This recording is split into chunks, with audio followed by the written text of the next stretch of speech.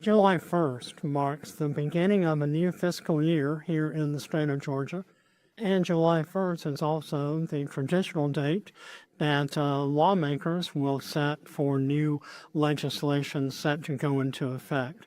These bills have been passed by the recent session of the Georgia General Assembly and subsequently signed by Governor Brian Kemp, set to go into effect Tuesday, July 1st, 2025. Happily always to be joined by my friend and co-worker and colleague Rick Folbaum. I'm Tim Darnell, and this is the edition of Political Update here on Atlanta News First and AtlantaNewsFirst.com. Rick, we typically will talk about a number of statewide or national political issues in every political update, but this edition is kind of unique. We are focusing specifically on new laws that are set to take effect Tuesday, July 1st, 2025, and it's really spurred on by the fact that on Atlanta News First and AtlantaNewsFirst.com, there always has been a tremendous amount of interest from our amazing viewers and readers as far as what new laws they have to keep in mind moving forward as we move into the second half of 2025. And that's really the impetus behind what we're talking about today. Well, I think I understand why people are so interested in this, because obviously these are laws that affect everyone here in the state of Georgia.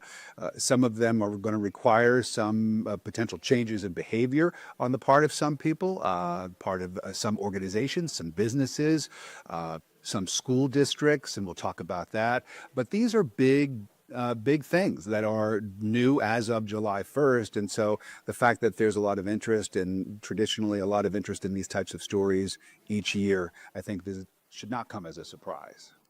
Well, lawmakers, when they convene from January through mid to late March for a 40-day working legislative session here in Georgia, they will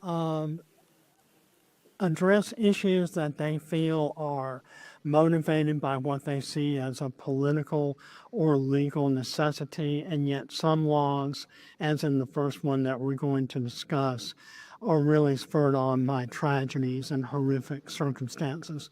We're talking, of course, about last year's deadly Appalachia High School shooting, and this has prompted lawmakers to create a bill known as Ricky and Alyssas Law. Now, this is a bill that is named for Richard Aspinwall, one of the casualties of last year's Appalachia High School shooting here in Metro Atlanta in Widener, Georgia, Barrow County. And it's also partially named after a young lady who was the victim of a 2018 school shooting in Parkland, Florida. Take us through this bill.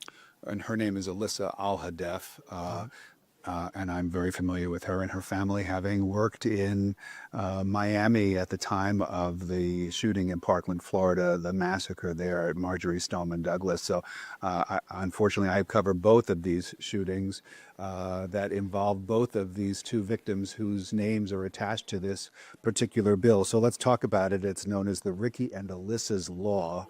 And this is legislation that mandates that all public K through 12 schools install mobile panic alert systems that directly connect to emergency services. It also requires real-time digital mapping of schools to aid first responders who are called into a scene when there is an active shooter situation. And this, I think, is what people expect from their lawmakers, that they look at, they size up the situation. This is the world that we live in right now, and what do we need to do to address some of the shortcomings? How can we make corrections in our laws that might prevent tragedies like school shootings, for example, from happening again? And this technology is something that's been identified as being very helpful. We should mention that also this technology does have some flaws, so it will be interesting to see exactly how all of this plays out, because we have covered false alarms where teachers have pressed the button inadvertently or set off the button inadvertently, which of course leads to lockdowns and all kinds of things that aren't necessary. But for the most part, I think that everyone's intentions are good here. That this technology, if used properly and if the sort of the kinks are worked out, could be very helpful in giving first responders an immediate heads up when there is a sign of danger. This bill will require educators to wear or to have on them some kind of a device that will allow them to easily sort of tap in to notify first responders, notify emergency personnel that there is a situation that is unfolding. And again, as we've learned from these awful cases, the quicker first responders are able to get to the scene, the more lives are saved. And in the case of the Parkland shooting, of course, that was a terrible tragedy in that the one school resource officer who was assigned to that school in South Florida, even as he heard shots on the inside of the building, did not go inside to confront the active shooter. Many people say leading to a lot more lives lost than could have and should have been. And so, I think that a lot of people are hopeful that this kind of technology and maybe the other kinds of technology that's developed, in the future is something that could potentially be the answer to this epidemic of mass shootings, many of which take place in our schools. Regarding how first responders actually arrive on scene and what they're able to accomplish once they arrive, one of the more interesting aspects of the bill to me is that it will require school districts to procure digital layouts of their buildings that they will present hopefully to law enforcement when they arrive on the scene of a major incident like this. We've seen other school shootings in other parts of the nation where first responders and law enforcement did not enter the premises immediately for whatever reason, perhaps an unfamiliarity with the school layout. Hopefully this bill will address that as well moving forward. Yeah, and I think, all of us who use technology on a daily basis know that it has many applications, many of which make our lives easier when it comes to, for example, GPS and trying to find your way to an unfamiliar location. So imagine being a first responder and being responsible for, responding to emergencies at any number of places, from schools to office buildings to, you name it. Having the ability to look at, for example, an app or something on a mobile device that would allow that first responder to see exactly where this emergency is unfolding can only be a good thing. Certainly can be. And moving on, we began our discussion with a look at laws that are being enacted, going into effect in just a few days, July 1st, Tuesday, 2025, that have been spawned by crime and tragedy. Moving on to a bill that lawmakers debated rather heavily, but did indeed pass, not in any kind of bipartisan format, we should say, is the Wrongful Convictions Act.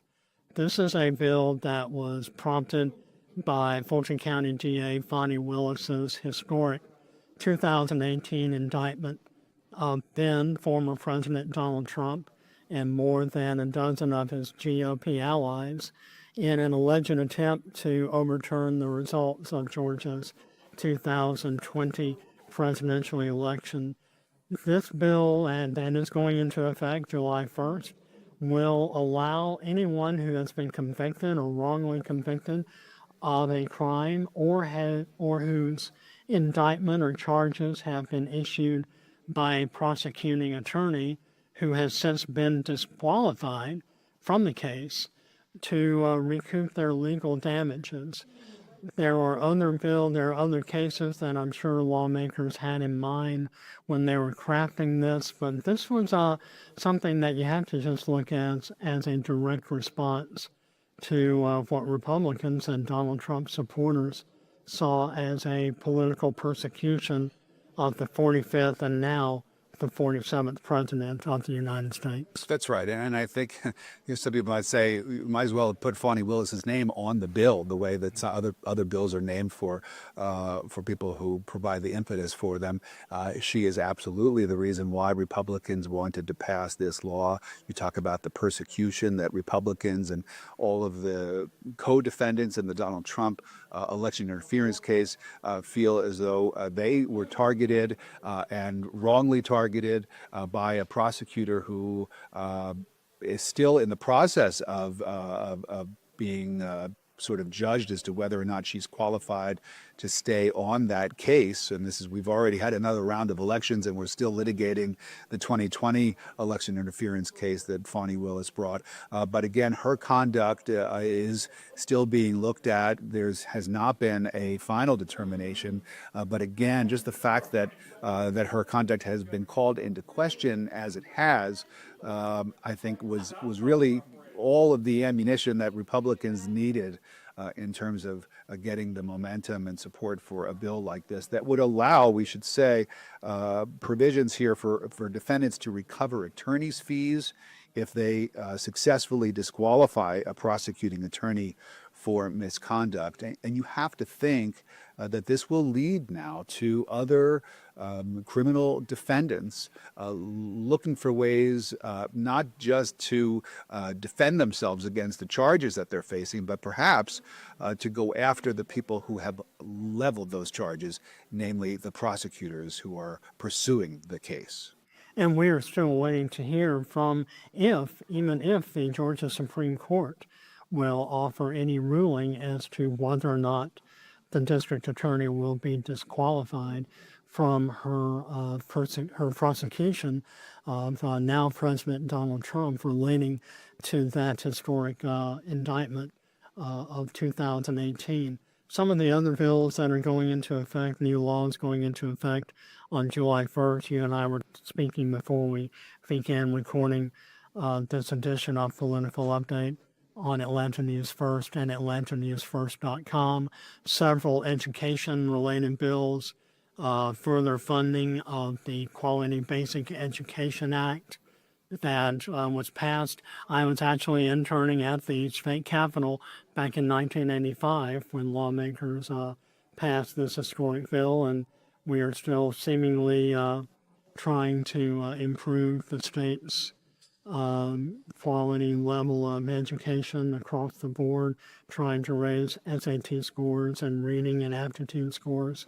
But one bill that also caught your attention was the excuse me if I can say it correctly, the Dignity and Pay Act. Yeah, so this is the Dignity and Pay Act. It's Senate Bill 55. Employers now will be prohibited from paying a person who has a disability less than the federal minimum wage. You know, a lot of employers want to bring in people who have special needs and disabilities to employ them, to give them opportunities to be a part of the workforce. Of course, this is a very important thing for, I think, not just the employees who get a chance to have a job and all of the dignity that goes along with that, but also employers who are able to say, hey, we reach out to the community, we welcome all potential employees, no matter what their challenges or disabilities or special needs may be.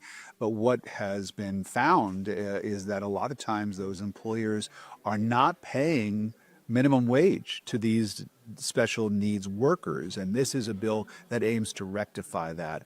And we're not just talking about maybe 50 cents or $1 less. We're talking about pennies per hour that a lot of these workers were being paid, according to the lawmakers who were behind this effort. And so now this is a bill that will restore and will require employers to pay those special needs employees the same wage as they would pay anybody else.